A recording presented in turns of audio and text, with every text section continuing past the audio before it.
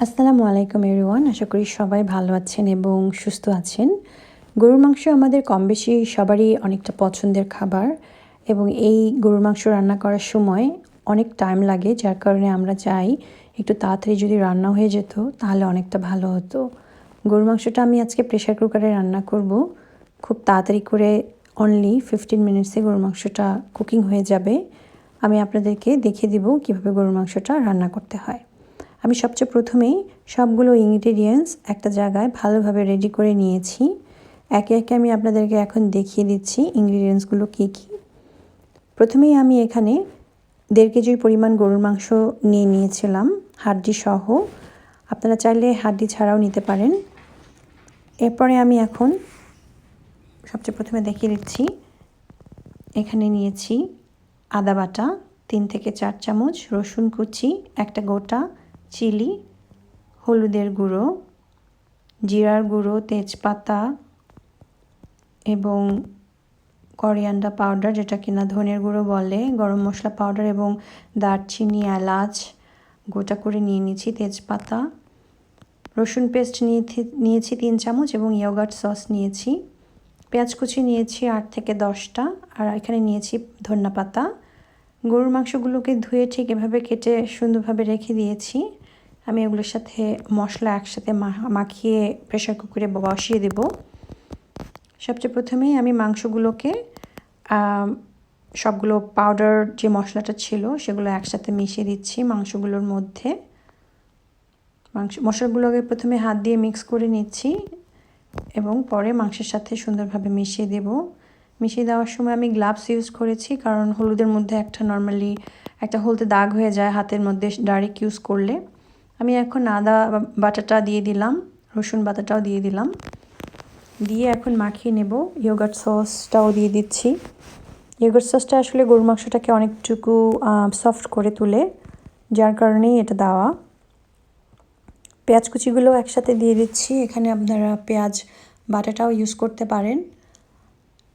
সব কিছু একসাথে ভালোভাবে দিয়ে হাত দিয়ে খুব সুন্দরভাবে এখন আমার এটাকে মাখিয়ে দেওয়ার আগে একটু তেল দিয়ে নিচ্ছি, কারণ যেহেতু প্রেশার কুকারে দিয়ে দিব, বারবার প্রেশার কুকারের লিডটা খোলা যাবে না, যার কারণে আমার সবগুলো মশলা এবং যতটুকু পরিমাণ তেল লাগবে এটা আমার একবারে দিয়ে দিতে হবে।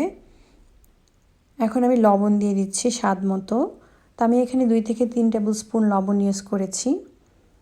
এখন হাত দিয়ে ভালোভাবে মাখিয়ে নিচ্ছি এবং পেঁয়াজটা যেহেতু সবগুলো মশলার সাথে মাখছে, যার কারণে আমার হাত দিয়ে একটু ভালোভাবে ভেঙে দিতে হবে যাতে একটু সফট হয়ে যায়। এভাবে প্রায় 2 থেকে 4 মিনিট মাখানোর পরে আমি এটাকে রেখে দিয়েছিলাম প্রায় 10 থেকে 15 মিনিটের মতো, জাস্ট ম্যারিনেট করার জন্য, যাতে মাংসটার মধ্যে খুব ভালোভাবে মশলাটা ঢুকে যায়।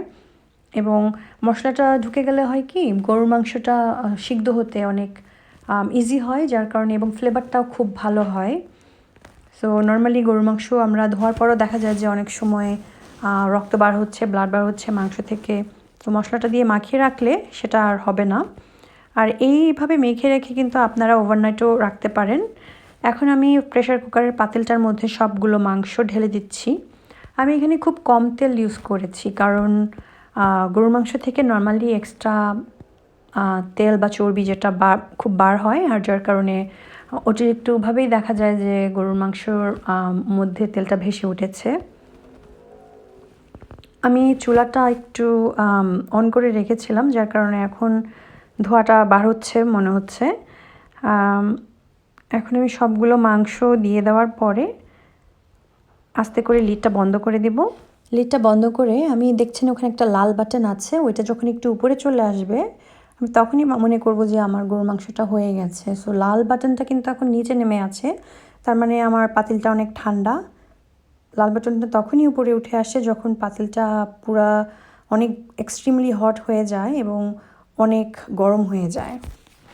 আমি এখানে যেটা করেছি, আমি একবারে গরুর মাংসটা রান্না করলে চাইলেই পারতাম, কিন্তু আমি যেহেতু আলু অ্যাড করব, আমি সেজন্য দ্বিতীয়বারের মতো লাল বাটনটা উপরে উঠে আসার আগেই আর লিডটা একটু খুলে নিয়েছিলাম এবং আলুটা আমি এখন সেকেন্ড টাইমে অ্যাড করছি, কারণ আমি যদি প্রথমবারে অ্যাড করতাম আমার আলুটা বেশি শক্ত হয়ে যেত। সাথে কিছু কাঁচামরিচও অ্যাড করেছি, কারণ গরুর মাংসটা হতে যেতেও একটু বেশি সময় লাগে আর আলুটা একটু হতে কম সময় লাগে। আর আপনারা দেখতে পাচ্ছেন অলরেডি পানি উঠে গেছে গরুর মাংস থেকে। আমি একটু নাড়াচাড়া করে দিলাম এবং এখনই আমি ঢাকনাটা বন্ধ করে দিব এবং এবারে আমি আর খুলবো না, একবারে যখন কুক হয়ে যাবে তখনই খুলব। লিডটা বন্ধ করার আগে আমি এখানে 1 কাপ থেকে 2 কাপ পরিমাণ পানি দিয়ে দিয়েছিলাম। পানিটা দিয়ে আমি এখন লিডটা বন্ধ করে দিব এবং আপনাদের কাছে ফিরে আসছি 5 to 10 মিনিটস পরে। এর মধ্যে লবণটাও একটু টেস্ট করে নিয়েছিলাম যে এক্সট্রা কোনো লবণ লাগবে কিনা দেখার জন্য। তো ফিরে আসছি 5 to 10 মিনিটস পর। 5 to 10 মিনিটস পর আমার চুলার হিটটা হাইয়ে ছিল। এখন দেখা যাচ্ছে যে আমার ঝোলটা খুব সুন্দরভাবে হয়ে গেছে, গরুর মাংসটাও খুব সুন্দর সিদ্ধ হয়ে গেছে। অসাধারণ একটা ডিলিশিয়াস গরুর মাংসর ঝোল এত তাড়াতাড়ি যে তৈরি হয়ে যাবে প্রেশার কুকারের সাহায্যে সেটা বোঝা যায়। তো আমি এখন উপরে একটু করিয়ান্ডার লিভস ছেড়ে দিচ্ছি সার্ভ করার জন্য। একটা বাটিতে সার্ভ করে নিচ্ছি। ভিডিওটা দেখে আপনাদের যদি ভালো লেগে থাকে প্লিজ লাইক, শেয়ার এবং সাবস্ক্রাইব করবেন আমার চ্যানেলকে। আর আজকের মতো আমি এখানেই বিদায় নিচ্ছি। আজকের গরুর মাংসটা আমি সার্ভ করব হোয়াইট রাইসের সাথে। হোয়াইট রাইসের সাথে খেতে খুবই ভালো লাগে, অথবা আপনারা পরোটা, রুটি অথবা ব্রেড যে কোনো কিছু দিয়ে গরুর মাংসের ঝোল খেতে অসাধারণ লাগে। আপনারা সবাই ভালো থাকবেন, আমার জন্য দোয়া করবেন। আল্লাহ হাফেজ।